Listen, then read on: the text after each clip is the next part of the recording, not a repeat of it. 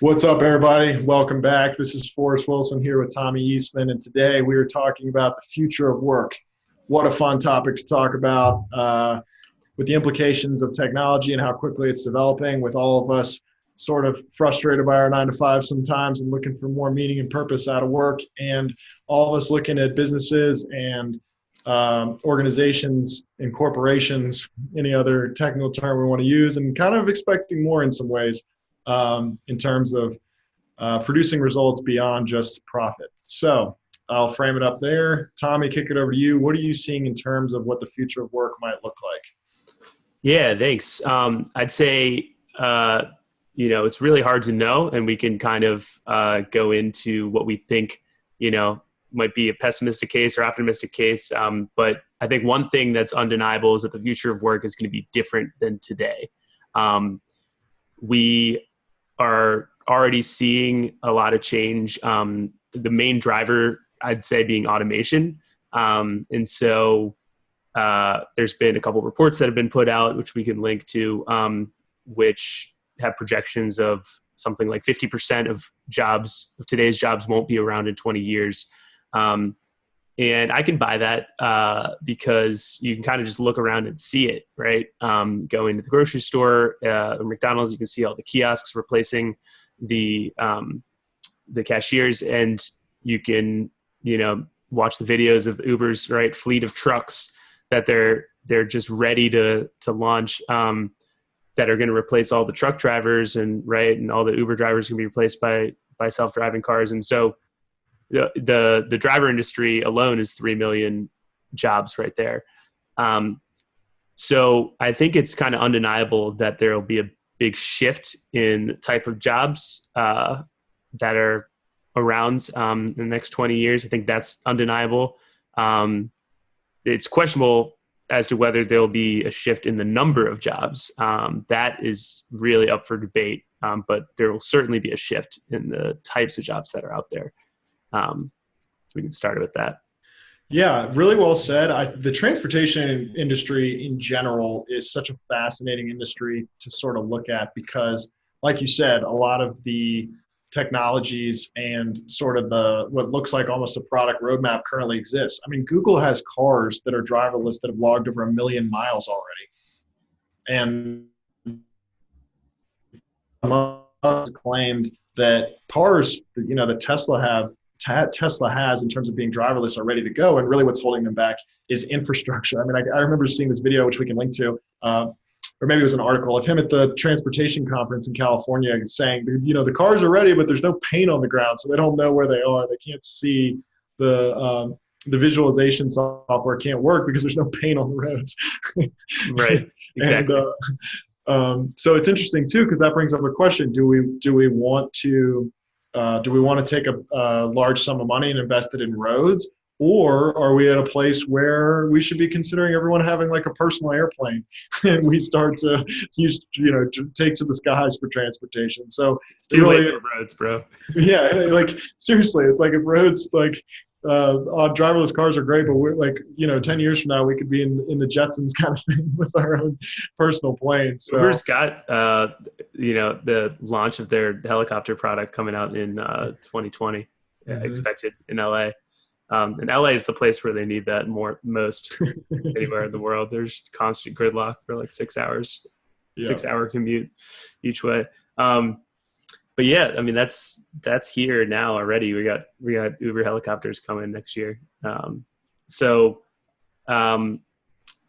There's definitely a huge shift in what kind of jobs are going to be there. The question is this just a switching up of the kind of jobs that people have, or is this a permanent displacement where there will just no longer be enough jobs for everyone?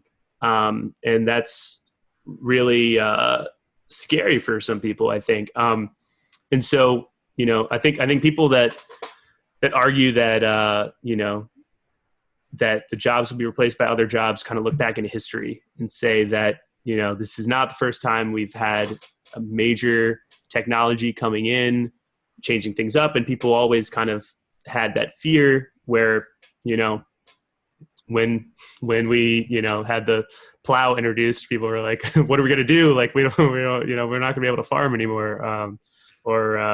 You know, when you know, technology comes in and just, you know, takes away jobs, that's the nature of technology, is it will, you know, replace jobs, and typically will create plenty of other jobs that are actually more interesting and more high value jobs.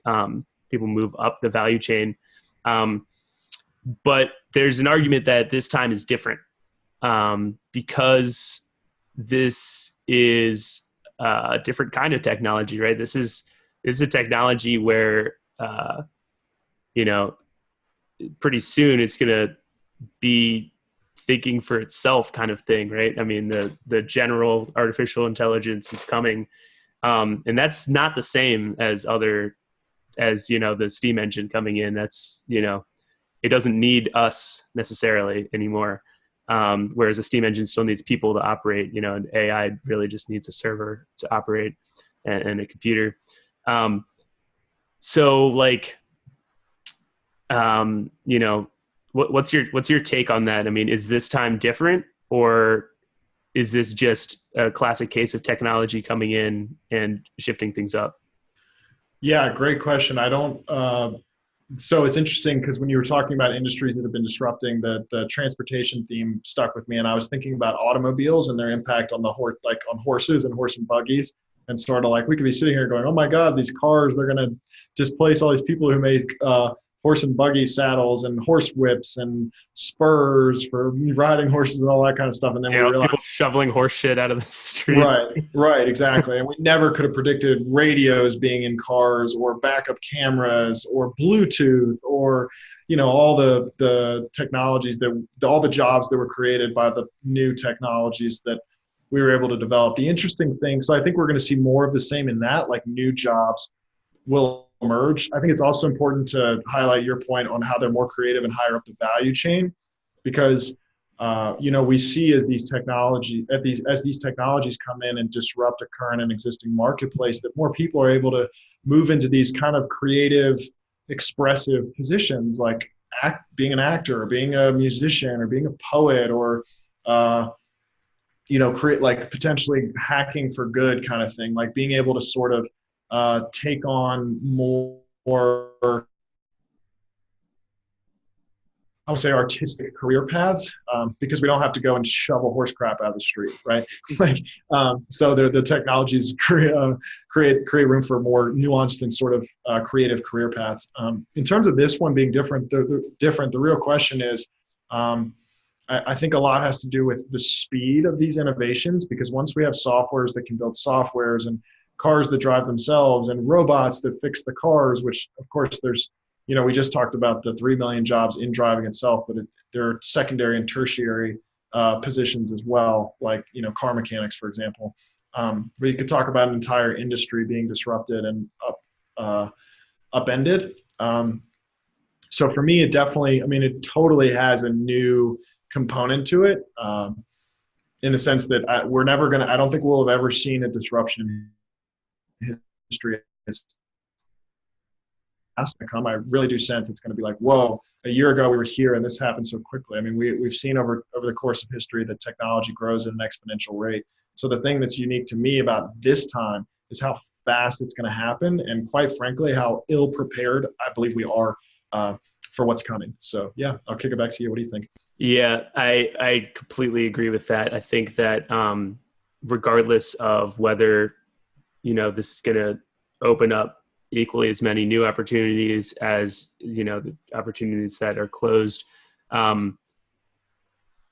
it's definitely going to happen really fast, and we're definitely not prepared for that. And you know, well, we need to be thinking, you know, from the perspective of someone that is a truck driver, right? Like, you're a truck driver, that's all that you know, right? You can get another job, but you're going to have to get education and training to do that. You might be 50 years old, and you know, might be hard to get another job when you're older in a new field, as there's kind of age discrimination, and, you know, it might be hard for you to learn technical skills using computers if you've never even gotten familiar using computers, right? So I think there's this like optimistic view of like, oh, we can all just like immediately pick up all these other new jobs, but there's certainly going to be some painful, I think, transition for a lot of people.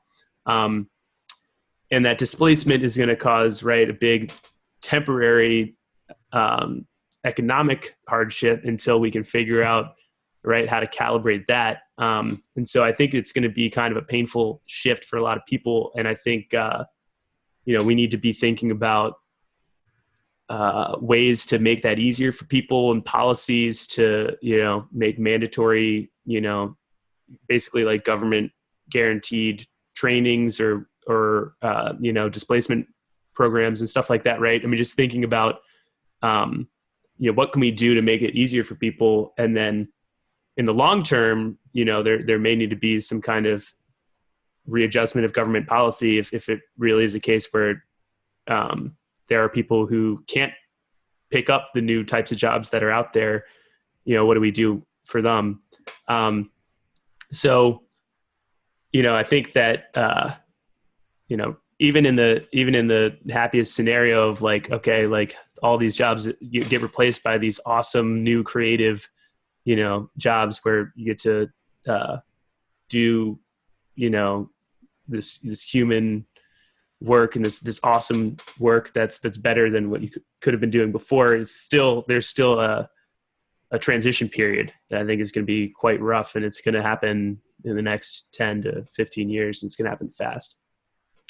Yeah, for sure. And I'm curious, probably not right this minute, but at some point I want to dive more into like, I personally think the government, out of all institutions, government is the slowest moving one. So I actually think that is the industry that is most ripe for disruption by these technologies. I could see us totally reinventing the way we organize ourselves geopolitically. And to me, like I hear government training programs and like I hear the screeching of the brakes, but I know that in that, what you said, that the idea of these training programs, wherever they come from, are absolutely necessary. And in this change, I think it could be cool to give a couple of things we do know in terms of there's a lot of unknown here, right, in terms of what work's going to look like. But we do know that, like if I could talk to my 16-year-old self in 2019, I would be saying, do whatever you can to get around computers, like, either learn how to code or learn how to do project management or read about quantum computers or look into the blockchain, start investing in cryptocurrencies. Like that, I would just be getting around technology and figuring out how it's working, because I don't see any job being separate from technology. There's also a question of whether human beings will continue to be separated from technology. Right. But I would definitely say you have a higher percentage chance of being able to contribute in the economy of the future if you are versed in technological skills. And then on top of that, I would also say that we need to work not only on maybe software development, but our own development, because the organizations and the institutions and the kind of work that we're going to have more developed perspective. And, as we evolve to really think about human beings and how we're going to sustain ourselves and feed ourselves and take care of kind of our basic needs, like we've talked about on a Maslow's hierarchy of needs, how are we going to make sure everybody gets covered by those, which takes a more evolved perspective. And then what are some, like, once those more basic needs are met, what are we going to do in terms of helping people feel connection and community? How are we going to reintegrate ourselves with the planet? These are questions that I personally believe can have better answers the more evolved we are. So I would definitely encourage anyone to take on the work of our own development and also take on the work of learning how to develop technology. Those would be two that I would call as pretty good times, or pretty good areas to invest time right now. Yeah. And what's interesting is that, like, I think that a lot of the new jobs, will be related to technology, but, more so in terms of how can you leverage technology to do creative things. I would argue that, one of the first industries that's ripe for automation is software development. It's not necessarily a common or popular opinion, but if you think about it, if what you're doing is only one step away from a computer already, right? You're already speaking in their language. They can learn their language easier than they can learn our language, right? I think a computer can learn how to write an app in its own, right, in JavaScript faster than it can learn how to like manage a nursing home or something, right? So it's like, you think about like, oh, like I'm good, I'm going to be safe, from this automation wave because I have a job that's like highly technical. And it's like, I don't think that's the criteria that defines whether a job is automatable. There's actually a video, which is crazy, which I'll try to find. There's a camera pointed at a dude on a chalkboard drawing a phone app. And then that camera is linked up to, there's a terminal that's just writing JavaScript code. So it's like, oh, you want a box? Boom. Like, it's crazy. Like if you look at just the natural evolution of web development as a example for what's probably going to happen with mobile development, is at first it was something where it's like really highly technical. You needed to be able to write a lot of code to be able to build a website. It's very high value skill set. And over time that started to get, more and more abstracted away to the point where now you can just build a website, through a template, and with clicking and dragging within 5 minutes, right? You can pop in the e-commerce plugin, you can pop in the authentication plugin, right? And just drag around. Yeah, I want a little blog plugin right here, right? And so all the work has been abstracted to the final level, which is the design layer, which you can't really completely automate that away. You could get a computer to try to design something for you, but I think a human has to decide whether they like that or not. But all of the technical layers of, I want a box here that accepts text and I want it to send to here, right? Like, just getting a task done is something that can be automated, right? If it's a very specific task. So my criteria for things that are automatable are the more, the more closed-ended a problem is, the more likely it can be automated. Because, if you know exactly what you're trying to get done, if it's, I want to put in a text box here that takes in this type of text, right? It's like a very specific closed problem. And even if that's a really hard closed problem, I think that if it's a closed problem, it's very specific, that will make things more likely to be automated. And I think that the more independent a task is in terms of a business integration perspective, the more automatable it is, which that one's a little harder to explain. But basically, like, if you have, let's go back to the website example, right? So if your core business is like an online retailer, right? If you're like Amazon, right? Someone working on building your website, that's going to be highly, highly coupled or highly integrated with every other business unit, because the sales team is doing all their sales through that website, right? The operations team is making sure that website's up and working. So like, all of the business is centered around the website, versus if you are like a, I don't know, you have some kind of business where the website is just kind of like promotional for you, right? Like, for us, if we made a website for this podcast, right, we could just pay someone very low rate or find some kind of automated template to just get something up, because it's independent. It's not, the website doesn't really affect, our ability to do our podcast every day. It's just something extra, just something kind of separable, and kind of like siloed, right? So if something can be siloed, then you don't need human interaction. It doesn't affect other decisions. Then it's more likely that it could be automated as well.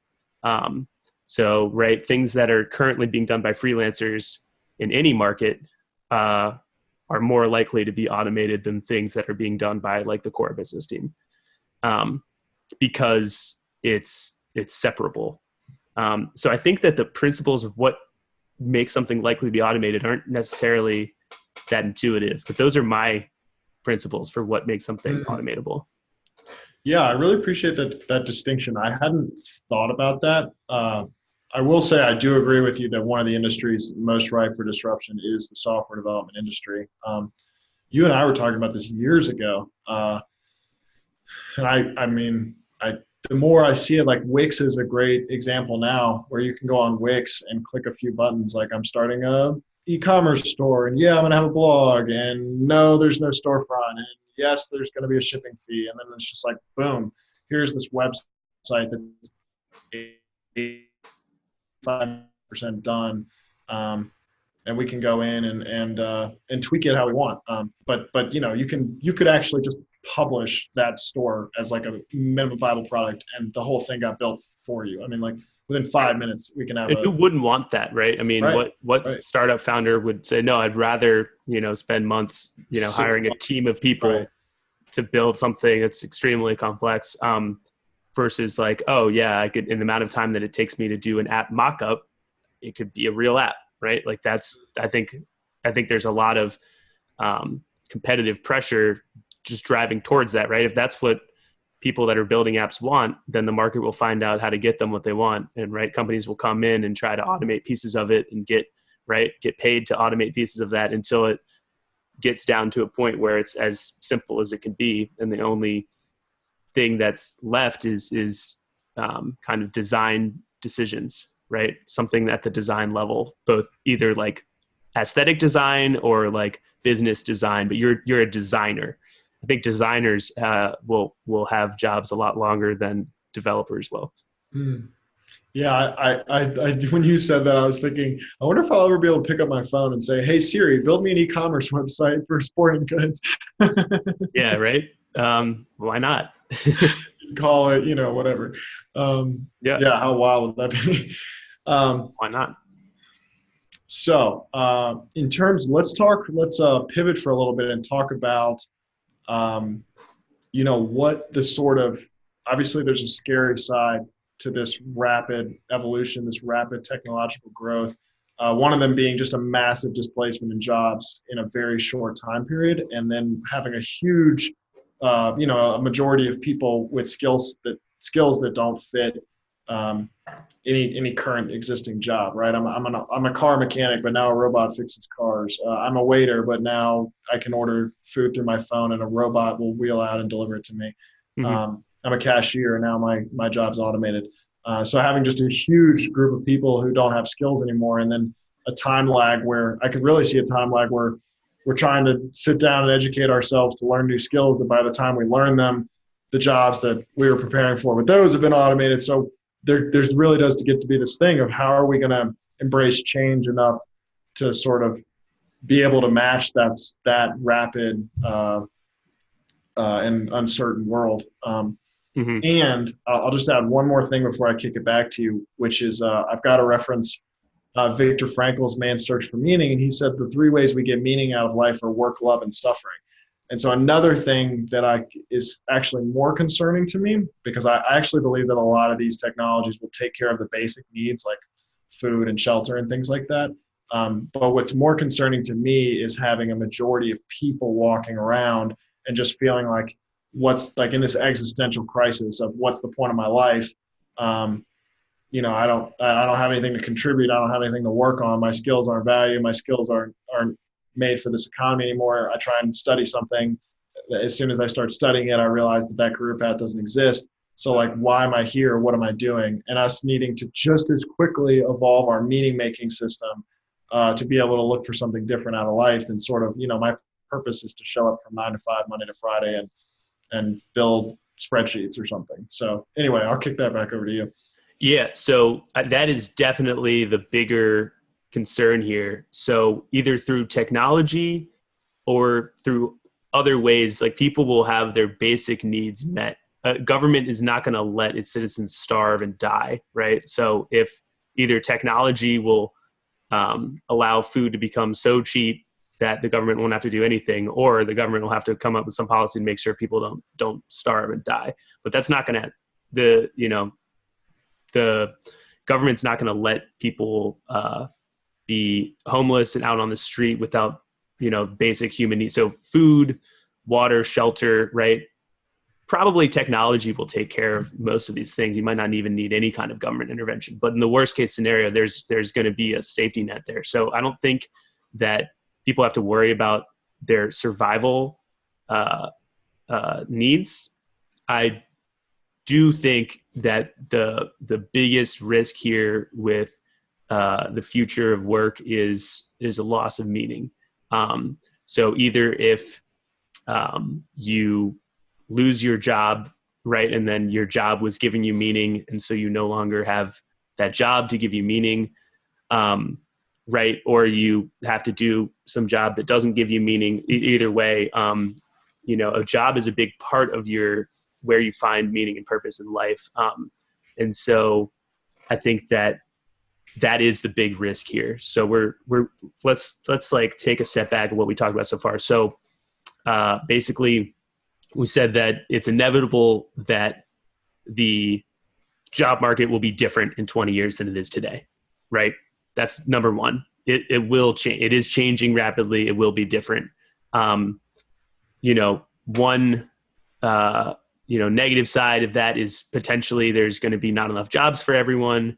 On the other side of it, we might have all these other kinds of jobs that kind of free people up so people can, become artists, right? You can go travel the world singing or doing art or doing whatever you want with your spare time because your basic needs are met, right? So those are the two arguments that you can have that change is going to create. Right. You have this risk, right? So either way, you're going to have your basic needs met, but you have this risk of losing purpose in your life. And basically, there's kind of a pessimistic and an optimistic side to that. Right. The pessimistic side would say that, there's not going to be enough jobs for everyone. And the other side would say that, you're going to be able to find meaning in these, much better jobs that are out there where you can really be extremely creative. You can be, essentially rewarded for just being authentic and being more true to yourself and, using your creativity and just doing what you really want to be doing, following your passion. And, if your basic needs are met, whether or not that pays or not, even if it doesn't pay, right? If you have all your basic needs met, then maybe that's good enough, right? Maybe you have food and shelter and security and, you have that and you're set on all of that for life for you and your family, then, right, you'll have some, let's assume that there aren't enough jobs for everyone that actually pay money. Then, right, you'd have some people, getting paid money and you have some people that might be okay with doing these jobs that are, just highly creative or artistic or that they're passionate about and not being compensated with money for that, but getting a kind of moral compensation for that, or, some esteem compensation, or, all the kind of rewards that can come from doing something that's right. Either giving you personal fulfillment or moral fulfillment or whatever else. And so maybe money becomes less relevant if you've met your basic needs. Because I think that's, why a lot of people, chase money or have anxiety about money is because they're anxious about having their basic needs met for them and they want to be able to feed their family. Right. And if that's not a concern anymore, then maybe money's not as important. Yes. So I definitely agree. So the nature of money has to evolve. And technology is going to definitely play a part in that. I like I said earlier, I believe that technology will provide an entirely new geopolitical system for us to organize ourselves. But another thing is that organizations and work in the future, as the technology is able to handle our most basic needs, I do see our orientation towards what companies are trying to do changing. Because right now we have this whole scarcity mentality, and we have a capitalistic system where we sort of leverage capital, whether that's technology or money, or personal connections, to build new products. And this has led to the most prosperous society that's ever existed in the history of humanity. I mean, we've through exchange, we've all been able to make ourselves better off, to a point where we live in America in the richest time, in the richest place that's ever existed. So that the interesting thing is going to be, as technology can if we can build technologies, and again, we go back to this question of emerging probabilities that seem impossible, but as we create technologies with a little bit more noble of a purpose, and as we create companies with a little bit more noble of a purpose, things like I could see an organization with a purpose of, we exist to make sure all survival needs are met for all human beings, right? And think about an organization with a purpose like that. I mean, really, the profit incentive starts to not be nearly as motivating as the mission of the company and the purpose of the company itself. And so I think we're going to see a shift in the way companies operate, in the sense that a company like that would say, hey, we don't need to have trademarks and copyrights and trade secrets and proprietary softwares and all this. We're actually going to open source everything. Hint, hint, Elon Musk already does this with Tesla and the batteries he's created, because he's going, hey, I've got an organization with a noble purpose. We're not going to survive if we don't become an interplanetary species. So here's what I'm doing. Let me just share it all with you. And anybody who wants to be a part of this, either purchase my products, come work here, or create another organization. Let's partner together and achieve this. Yeah. Is a better word. And so I think it's really interesting to see the evolution in terms of how companies and people orient themselves when we have a more noble purpose. And having things like there could be a company where their purpose is make sure all human beings have access to clean drinking water. I mean, that purpose and mission in and of itself is so much more compelling than let's build $1 billion company to try and clean water in Africa or something. Like, it's that there's just a whole new space that's created with that sort of emerging probability that seems impossible. So as we leverage our human capital and more of ourselves and what it means to be human, coupled with these new technologies, I believe we could actually live in a new, like I said, we live in the most prosperous time in the history of the world. We could see a level of wealth and health and happiness for people that we've just never even close to see, and not just for some of us, but for everyone. I agree. That's what I think is capable technology. Yeah, and I think that you're right.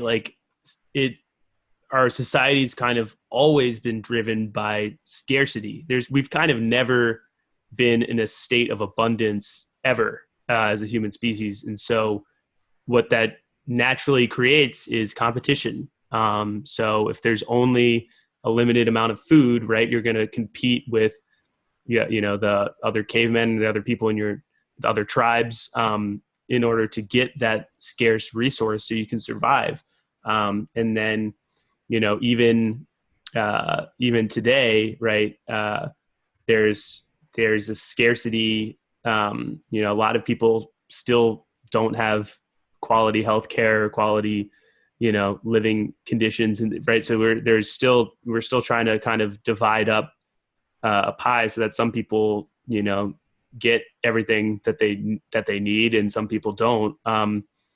That's that fundamental scarcity drives competition. And so money becomes important, and it's a competition of, my business is going to beat this other business, or, I'm going to, win and this other person's going to lose. And it's a zero sum game in a sense of, I have to, beat out these other people for limited resources. If you switch that to a model of a true abundance, which is what we're talking about, where everyone has all of their basic needs met, right, and everyone's just trying to live for purpose, there's no real competition for purpose. If you find purpose in your life, that doesn't make me less likely to find purpose in my life. So there's no scarcity of purpose. Purpose is all self-defined, right? It's existential. It's up to you to define what purpose means to you. And so there is no scarcity of purpose. And so I think that in a state of abundance, You can have, a society where money and competition are exchanged for, people kind of, all finding whatever purpose means to them. And for a lot of people, that's going to be some kind of moral higher purpose, and people will be able to work together, right? You have a group of 100 people that all are aligned in terms of what they think the world's biggest problem are. They can afford to spend their free time working on that problem, and they all, right, have shared purpose. And so people are basically going to align themselves with other people who have the same kind of, mission in their life, right? So if these 100 people all define purpose the same way, then they can all find each other, and they can all, right, start building something together. And money is not nearly as important as, the other kind of things in your hierarchy of needs, right? I mean, your need for recognition, or, your need for finding love and companionship, or, your need for, kind of achieving the highest, state of yourself, or your kind of moral purpose of saying, like, this is, the world needs to, be able to get to Mars. So we need to do this, right? So that's like Elon Musk's so inspiring in that way, where he has these kind of like huge visions where he's just like, the world can't afford for me not to do this. This isn't necessarily like, like this isn't necessarily the funnest thing that I could be doing, but like the world can't afford for me not to be doing this, because I can do it, and I can build a team of people that can do it. And it's too important to not work on it. That's how he talks about it. And it's I think a lot more people are going to start to align themselves that way in the future. Yeah, really well said. And I do believe that's going to be the nature of the kind of projects we take on. It's also going to be really interesting. One of the things I'm most fascinated by, I mean, again, with this coupled with this purpose void, is going to be, as our most basic, primal, animalistic needs are met, and we sort of like, everyone can step out of fear-based consciousness, right? Like, oh, wow, I have enough food. My neighbor's not going to come and rob me for my food because they have enough food. And like, I have shelter, and I'm sort of not scared for my life anymore. And we see this on a global level. It's going to be really interesting to see what happens as we all sort of evolve past that and see, okay, now what's important to me, and then what we're going to have to do together to sort of like accept the parts of ourselves that did things at earlier stages of meaning making because of fear, right? Like, oh yeah, like it is like, I stole something from someone else because I didn't have enough, and now I got to like sort of own that and work through that. And that's going to happen on a communal and a global scale. Like what usually happens individually in a therapist or psychoanalyst office is now going to have to happen like for entire communities and entire populations, as we sort of come together and go, why were we doing that?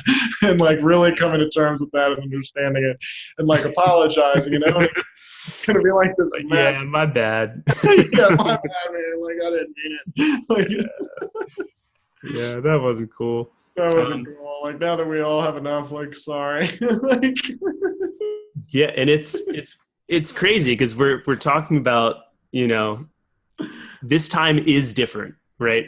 So that's another thing that there's a lot that's up in the air, but for me, something that's undeniable is that one, the future of work is changing rapidly from today, and two, this change is different than any of the changes we've seen before, right? And so we're talking about the potential of a world of true abundance. That's something that human society has never ever experienced, and that's going to fundamentally shift the way that people orient themselves in the world, right? If that happens, hopefully that's where we get to. But yeah, this time is definitely different. Yeah, and it's interesting to look at the way. So we're stepping a little bit into. I think we got to address the topic of power and how power is going to be distributed in these new systems. So it's interesting to look at the evolution of it, right? Like at the earliest stages of our development, power is what you'd see in a mafia or in a gang, right? Like I'm the most powerful because if anybody tries to challenge me, I'm going to beat you up. Like it's wolf pack power, you know, like I have the most power because I'm the scariest and most intimidating and probably the most in touch with my animalistic primal capacity to. Yeah, like how power has been, distributed in basically all of Africa for the past century. Right. Exactly. Like, yeah, like a warlord kind of thing. And then military coups. Right. And so then we can evolve from there into what we would call the next stage, which is something more like a government. Like I'm in this position of power because I have the title and what I say goes because, I was appointed to this position. And so we see like governments throughout the course of history where people are in power, not because they're necessarily the smartest, not because they're the most fit for the role, not because of any of that, but because they put their last name or because, they got elected or whatever.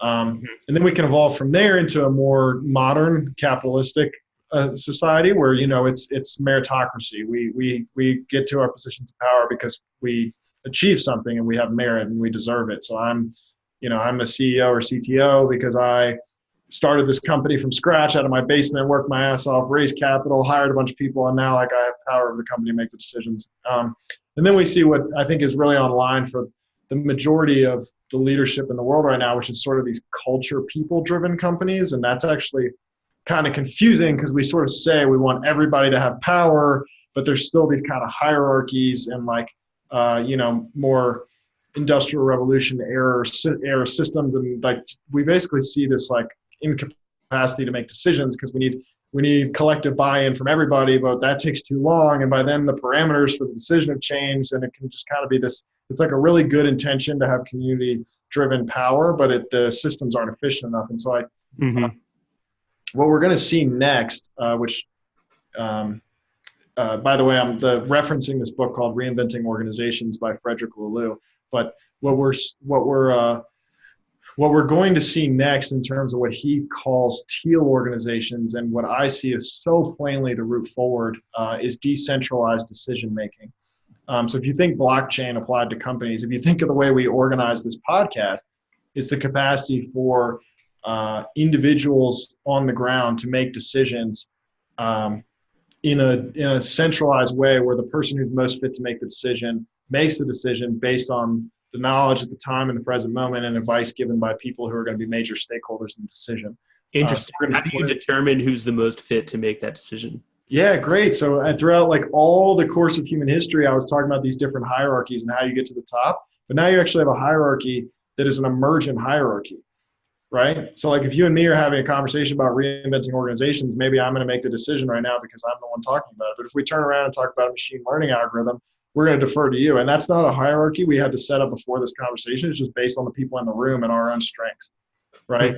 So we go and add a couple other people and we bring up another topic and who knows who's the most fit to see that. But these hierarchies are able to emerge in the present moment based on who's in the room. Yeah. So, in 90% of rooms, maybe you're the top machine learning engineer. And then maybe we walk into a room where there's a couple other guys, who are more informed. So how do you like enforce that? Like, who's right? If I might walk in and say, I'm the top machine learning engineer. Some other guys like, no, I am. Like who's making that decision of who's making that qualification? Yeah. So one of the interesting things, again, it kind of goes to permission-based things like with our podcast, but in a lot of situations in future organizations, what we could see is people have the right to make their own decisions towards an organization's noble purpose as long as they get advice from key stakeholders involved. So the point, like, there might be 8 people in the room and I want to take the lead on something and someone's advice might be, hey, you're working on a machine learning algorithm. Don't you want to go get Tommy's advice? Or don't you want to let Tommy kind of take the lead on this or something? And I could still continue to move it forward as long as I'm getting advice from all key stakeholders involved. And again, there is that permission-based system in the decentralized network to where there are real consequences if I just go AWOL lone wolf on my own and make a decision without getting anybody's input. So I would see that as one way that hierarchy would very quickly emerge. Because if I came to you thinking about an algorithm and you just waxed me in terms of knowledge, it would be pretty obvious that you could either say, hey, this is an idea that's so brilliant that I should help take a leadership position on this and see it through. Or, Forrest, you're barking up the wrong tree. Yeah. So like, I think, but here's my input and here's my advice. And if you continue to with yeah. I mean, that's an amazing model, I think. and applies to a lot of different things. You could be an organization of any kind, not necessarily a financial organization, but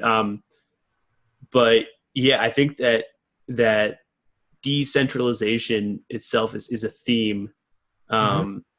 that we're going to see a lot of, and that I think a lot of companies will be really successful if they try to capture that wave, which I think is just kind of starting, in terms of people care about privacy, and people realize that, right, they can have more power if they own their own data, own their own inputs to something, and you can have, right, possibility of you know being anonymized in a network, if that's important to a certain situation, right? But just the idea of taking power away from a central market maker, to a just distributing that to everyone, in a democratized way, I think is a theme that we're going to see in a number of different places.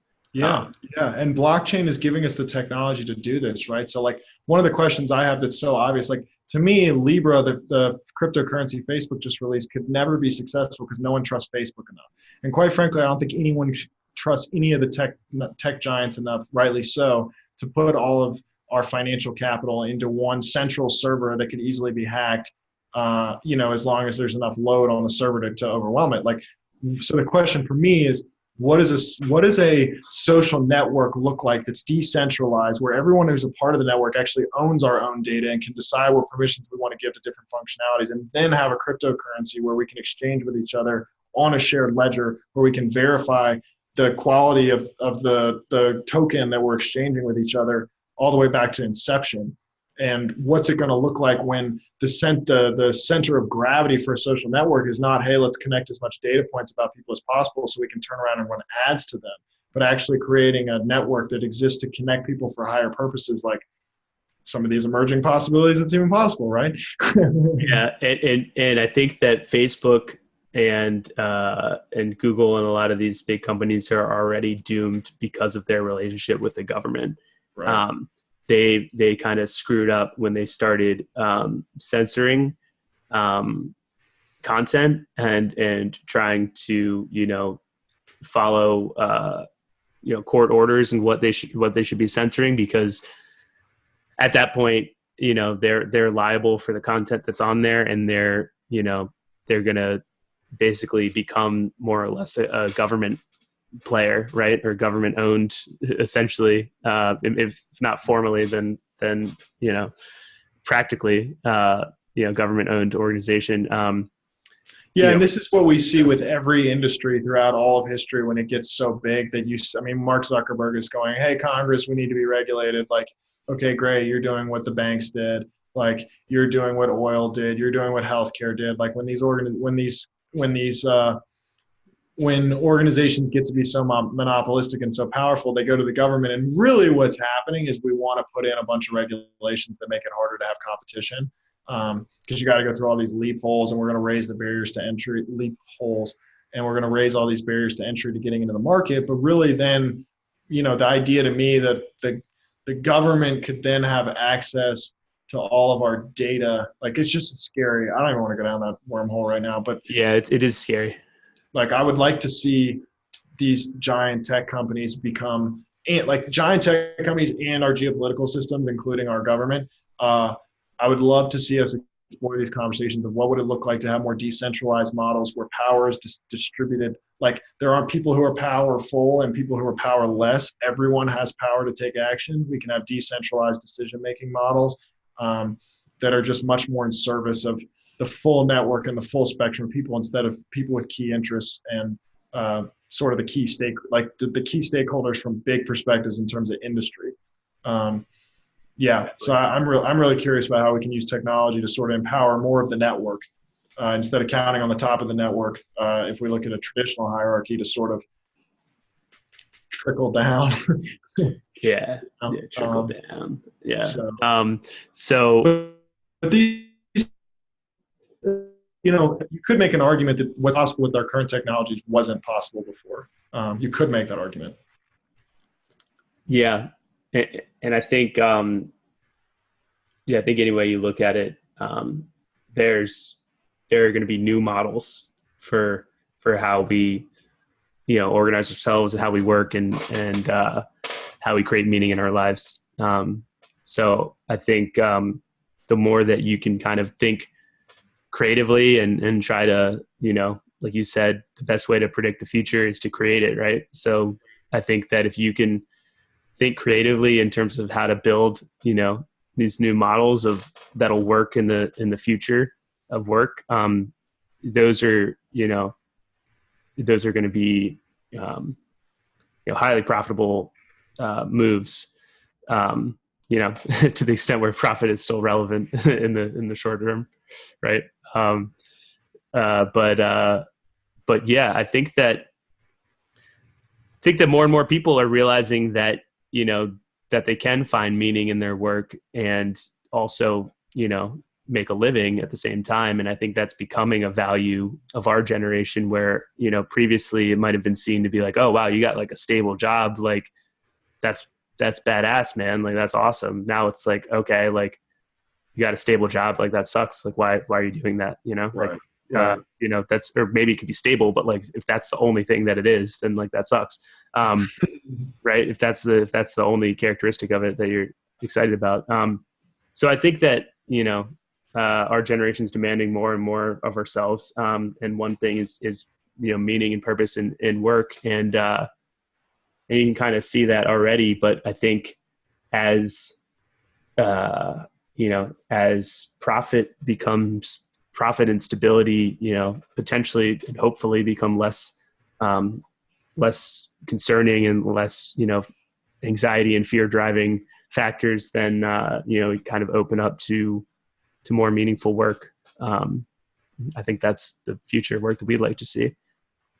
Absolutely. Yeah, I really do see the workplace as sort of a football field, right, where we can come together and play this game of living into our purpose and living into our meaning and doing the work of our own development, right? So that's, I mean, yeah, there's no, like, we all are now, we're sort of in this phase where there's like, there's nonprofits and then there's B Corps. Like, we're seeing some, like, B Corps is a new legal structure to where you're a corporation for benefit. And a lot of the big organizations now are launching corporate social responsibility initiatives. So it's like okay, we sort of have this, we sort of have our footing back in the industrial revolution. Like, we need to have a meritocracy and be a company that produces results and creates value for stockholders. And while we do that, we want to sort of step into this next stage of like doing some, taking 10% of our profits, almost like a tithe, a corporate tithe, and like, investing them into initiatives to try and make a better world. And what I'm excited about is I really do believe in the next, 10, 15 years, we're going to see the capacity to integrate the best of all of those into sort of organizations that have more of an evolutionary purpose, and our vehicles for us to realize developments realize developments in how we orient ourselves as human beings, and also developments in who we are as people. I mean, really, really getting to your point of like getting mission and purpose out of work, because we will if we're doing work that, like, a lot of the frustration with work right now is that we sort of go like, why does this matter? Like, like, one of the career paths that I considered out of college was being a financial advisor. And there's my dad was a financial advisor, and it was a really respectable job. I mean, I saw him like help people plan for college and retirement and to buy a house and buy life insurance in case someone passed away. Like, that's really, really meaningful work on one side. And then on the more technical side, we go, oh my God, like, we buy these investment vehicles that are made up of what, that benefit who, and how does this work? And like, it gets to be so complex. We're like, is the way I'm making this money really like, of service to anybody, or are we sort of just playing this big monopoly game? And I think we see that in a lot of industries right now. Like, oh, I work at a tax accounting firm, and we sort of like do taxes for big companies every year. And like, how does that make people better off? Like, there's an argument to be made there, but like, I It's a don't know. couple steps removed. You know Yeah, what I it's a mean? couple steps removed. Yeah, and we got to kind of piece together a few different things to sort of make an argument for it. But I think we're gonna have like more clearly, like importantly embodied knowing that what we're doing is really making an impact, not like trying to think of a way that it could be, but like feeling it and actually owning it and being like, yes, like what I do matters. But I think that priority is going to change. Right now, it's kind of like, people are finding jobs which pay well, or which are good jobs for any number of reasons, and then finding a way to kind of explain what that company's position is in the world and how it contributes to society, but as a secondary thing, right? So it's like, first I found a job that like pays well, and then I can be like, oh well, banks are intermediaries that allow businesses to grow, and so it's kind of like helps the economy grow. And it's like, okay, that's cool, but like I think we're going to start from the other side.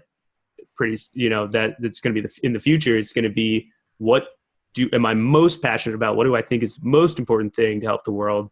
And then find a way to like get paid Mm-hmm. for it, rather than the other way around. So while it's not like to Mm-hmm. say that like, that banks are evil or bad, and they are helping the world by making markets. But is that, if let's just, play an experiment, you pretend that like no job today paid any amount of money, right? You just had infinite money, nothing paid any amount of money.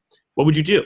What would you want to do if money zero was zero concern, was not a part of the decision at all, right? Would you really think that like my mission in life is to kind of like help make markets and help grow businesses? Maybe for some people it is, but to start from that place of, ignoring, the compensation completely, right? What's my biggest calling, what I want to do, and then find a way to make money for it. Because if it's important to you, and if it's that important for society, then other people should value it as well. And so there should be some way to monetize that, to create Yeah, value. that's amazing. So do you like have an answer to that? Have you thought about it? What would I want to do if I, Yeah. If you just had um, infinite money and no jobs paid anything. um, uh, I don't know. I mean, I don't know if I could say what my number one thing would be, but I can say that if I had an infinite amount of money, I would be happy still working my current job. That's dope. Nothing. So where I could definitely not say that for previous jobs that I'd held. So, Mm. I can't necessarily say this is my number one, but I would work there for free, if I had enough money. So That's I think amazing. that's something that people should ask themselves as well. And it's not like that has to be the case, but you want to get there. You don't have to, your first job doesn't have to be perfect, right? You should start developing skills and thinking about, right? You don't have a lot of power and leverage in the market when you're starting out. So you can't just go in there and say, well, I want to do this and get paid a bunch of money for it. Like, you don't necessarily have the skills to be able to demand that, but, right. Trying to think ahead and say like, what is important to me? And then like, what skills do I need? And how do I get there? And then along the way, your job should be something where you can, get fulfillment out of it and get paid at the same time. And it doesn't have to be like, the best, it doesn't have to be your number one calling, but you should feel some sense of, purpose in what you're doing, and, working towards even if there's not purpose in that specific job, you're working towards your end goal of finding something that has meaning, right? So it doesn't have to be every step along the way gives you all of that, but you should be working towards that. That should be like the goal, I would think. At least for me, is to try to get to a point where, can use technology to help people, right?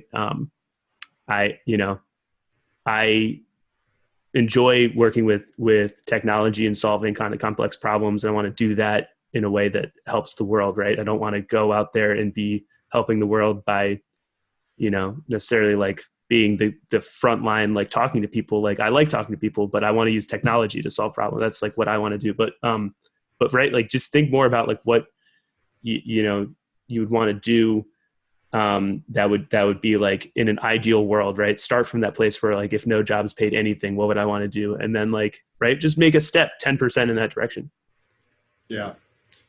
Yeah. And so a distinction I made a few years ago that I think is really helpful, in this lane. And I'd love to hear your feedback on it because I don't share it very often, but I started calling a job, like the purpose of a job being to make money, and then the purpose of work being to serve other people on the planet. And obviously, like, So some of us, like, our first priority is we need a job, right? We have primal needs. We need to have money to pay rent and for food. So we need a job. We need somewhere to get in somewhere, get a paycheck, cover, like have more income in than going out. Like boom.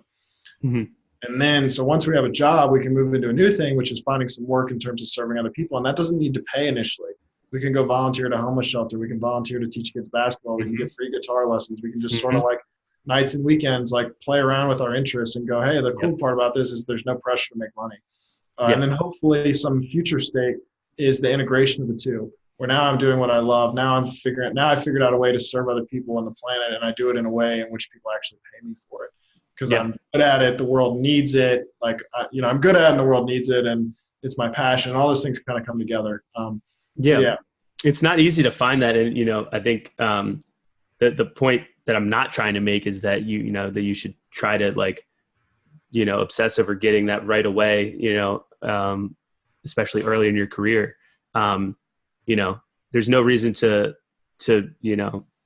be unhappy with a good job and, that's paying money and then finding some sense of purpose somewhere else. Right. But it should be seen as definitely a possibility in the future of work to get paid well and have a good lifestyle, and be doing that by following your passion and doing what you want to do. And that's a path of getting there. It doesn't start off there, but you can get there, I think. Yeah, I think we should. We just kind of stumbled upon a model, but we need to have our own little development path to working like your dream job, essentially, which is get a job that pays you money, start experimenting with your interests on nights and weekends in terms of helping other people in ways that are fun for you. And then eventually, if you're good enough and the world needs it, you'll get paid for that. Because I know from my own personal experience that I was like, I'm cool. And I just like, there were periods of time where I would drop my source of income to fully pursue that. And then speaking from experience, I couldn't be my most creative self when I didn't have any income because I was worried about primal survival needs. Like, how am I going to pay for rent or food this month? Maybe, Yep. how am I going to make a payment on something? And that really set me back a few times. So Yeah. I've I been there. really do feel like yeah, I know. And you've been there as well. Yeah. So I think we've sort of stumbled upon our own little model here, which is get a job, get a paycheck, have more money coming in than going out, and then experiment on nights and weekends with passions and interests to find work that's fulfilling. And then eventually, if you're good enough and people in the world needs it, that can be the one thing integrated. So we'll have to Yeah. throw that on our website. And we're moving towards that becoming easier and easier to do in the future, I think. Ideally, right, in the future, the job market should be rewarding, things that are good for society more than things that are, short-term good Yep. for people that have capital, right? So like, Yep. hopefully that's how, society will reward people in the future. And hopefully it should be easier to find a job that a job, I guess, in which you're working to do something, that you're passionate about. And it's not just a job. That should be hopefully easier to find more and more so in the future, at least the way that we see it. Yeah, because I think that jobs in the future, like what a job will be in terms of when you actually don't know, like, because really, like the world of the future is going to really, really celebrate and reward authenticity, which is like, I'm Forrest, like I'm uniquely built to do this one thing. And therefore, and the world needs that thing, and I get compensated for that thing. And I'm, again, like it's like a hierarchy that's emergent. Like I'm the one who's best positioned to do this right now. And then what we're going to see in terms of jobs, I think, is actually just going to be apprenticeships, which is like, okay, I don't really know what my thing is yet. I know where some of my interests are. So like, I'm going to go be a part of the team that's doing that so I can contribute to a purpose that I care about and at the same time be evolving in my own skills and my own relationship with myself as I can figure out how I'm going to take what's kind of happening there and sort of fork off of it and make it my own unique twist. So I think we're going to see a real shift from a job where you show up and do a function to where you actually come into a position where you're apprenticing. It really is centered on fulfilling the purpose of the institution or organization or team that's been already created, and then also with a real deep centered on the person who is apprenticing, opening up to their unique gift that they're going to share in service. And those two things will be happening simultaneously. Yeah. So I think you touched on, that the job market in the future will continue to reward authenticity more. I think that's really powerful.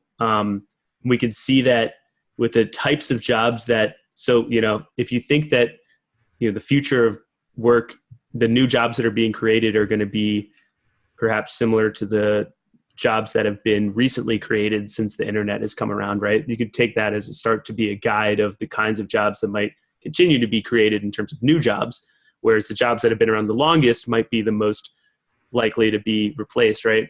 So if you look at the types of new jobs that have been being created, the job of podcaster has never existed before. But what's interesting is that, Joe Rogan makes $100 million a year as a podcaster, and no one can compete with him on that, truly. Right. No one can be a perfect substitute for Joe Rogan because, it's people listen to him for his personality and for him. And so while you might have someone else that's talking about similar content, there's going to be a group of people that will just be like, no, this isn't the same. This isn't Joe. And so when your value is your own unique self, your own authentic brand, your own personality, that's what's driving value in your job. No one can ever compete with you on that. So I think that's something that can't be automated, right? You can't just, have a robot become Joe. You can't have someone else just become Joe. Like there's only one Joe Rogan. And so, right, the more that you can embrace your authenticity, right, that the future job market will reward you for that. The job market of the future will reward authenticity. Little side note, I heard he makes $1 million an episode. Do you have any idea what his revenue model is? It's just ads, man. It's just like 10 minutes of ads. On YouTube or what? Yeah, I mean, on YouTube and on his iTunes podcast, like the first 10 minutes of every episode are just like, did you know that like you could buy this shit? And it's just like, he's just like saying it in a funny way too. It's just like, buy it, bitch. He's just like, having fun reading ads for 10 minutes. And that's how he makes all his money. I had no idea. I've never listened to his podcast on iTunes, but that sounds like him. It's a good podcast. But yeah, I mean, on YouTube or whatever. So, people, right, the content's free. So as a listener, right, all I have to do is listen to ads. So I'm happy to just fast forward through those 10 minutes or whatever. Sure. I'm not even listening to the ads, but the advertisers are paying Joe for that time because he's got all this listeners. So, right, I think that like we should try to close with some advice. If you're people that are either just getting into the job market or really just for anyone that wants to capitalize on, what's happening, how the job market's changing, what's the future of work, right? So what advice can we give people entering the market? I think one, entering the market or looking for a change in their profession. I think one thing is to start by just like really thinking about what you think the biggest problems are in the world and how you can, right, what you think the world's most important problems are, right? So for you, is it like the fact that people don't have enough clean water, or the fact that like there's not enough education for women, or whatever it is? Like just find something that you're really passionate, a problem that you're really passionate about, and think about, right, even if it's not that problem that you're working on, maybe that starts to like give you ideas of like, okay, well, education is really, really important to me, I think, or whatever it is. Find some themes of what you're passionate about in terms of like finding a purpose. I think that's, it's just an introspective thing that is going to be different for every person, but you got to kind of look inwards and say, let's forget about the job market and just, what if like you could just spend your time, right? You had unlimited money, you spend your time doing whatever you wanted to do, right? What would you do? And whether that's something that's like, something driving what you think is most important for society, or maybe it's like, oh, well, I'm like an artist, I would love to just make art all day, whatever it is, right? Find that thing that you would do if you could do anything you wanted to do, and then try to, start from there, right? Start from like the ideal case, and then look for ways that you can make a step towards that direction. Specifically, leveraging technology, not necessarily, being the most low level integration of that technology layer, right, as like a software developer or whatever, but like somehow leveraging technology to kind of be, giving you potentially more exposure, more leverage, or and then I think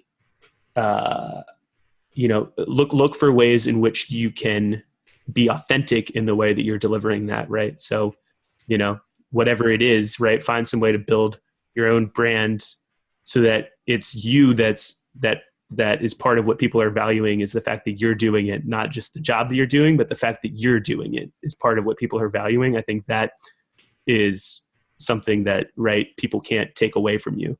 So there's a couple pieces of advice you want to add to that. Yeah. So, I mean, depending on, whether or not you're just entering or doing a switch in the middle of a career, I'm not sure if my advice would be really different, but, again, I would definitely follow our development formula. Like, get a job where you have more income coming in than going out. Like, that's a first step. And I would try and do it in some lane of interest. Like, we are a product of the 5 people we spend the most time with. So I would really audit my work circle, and I'd audit my friend circle, and just try and get around people who I'm working with that inspire me and who I'm learning a lot from and are challenging me, and I feel like I'm growing and evolving. And then I would get around friends. So like socially, we get together and we talk about blockchain, or we talk about the future of healthcare, or we talk about, how could we crowdsource education, or whatever it is. But I would really audit my professional and social circles and get around people who are like-minded and who are interested in similar things, and we can all sort of feed off of each other and co-evolve that way. I would also, our friend Carl has this term, a listening tour, and I love this idea of just going around and asking people who you know and who you're close with, friends and family, like, hey, what have you seen that I'm good at? Where have you seen my interests? Have you ever seen me just dive into something for 8 hours straight, completely consumed into a flow state where, time stood still and you couldn't have bothered me even if you picked me up, kind of thing. Because oftentimes it's the people closest to us who know what we care about the most and are most interested in. And a lot of times I've noticed that the thing that we're the best at, we don't know it because it's so blatantly in front of our face that we can't see it. And a lot of times when people tell us, we're like, that's not a job, that's not a career. Like, what do you mean? That I can't get paid for that. Like, you know what I mean? And those things are most in alignment, I think, with our like soul's calling. So those would be a few things, like really asking questions, a listening tour, getting around like-minded people. That's so powerful. If you want to be a data scientist, I'd go find a mentor, a coding mentor. I mean, when I wanted to learn how to code, I hired our friend Mark to teach me how to code. And, you can go on Udemy and buy coding courses for $10 and learn how to code from some of the best engineers in the world.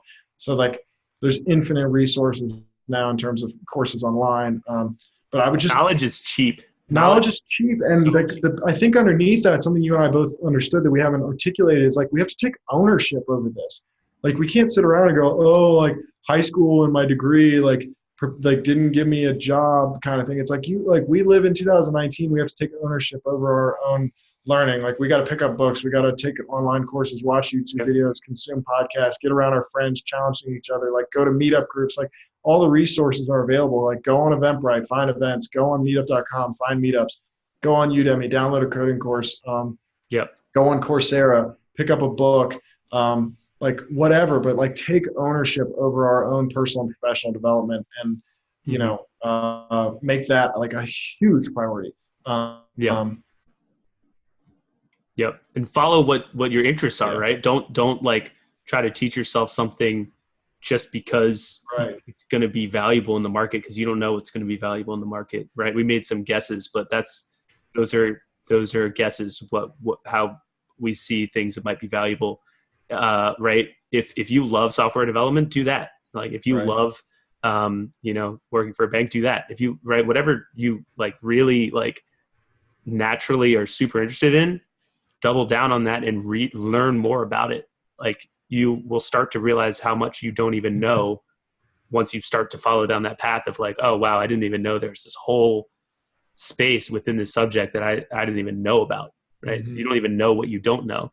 But the resources and the knowledge itself is cheap. Uh, what's expensive is your time, right? Your time is really valuable. So you got to find ways to learn quickly and optimally, right? How do you learn something faster? Part of that is memory techniques of realizing that people have studied memory, and the most optimal way to remember something is to review it the next day and then the next week and the next month, instead of, picking it back up a year later or whatever it is, right?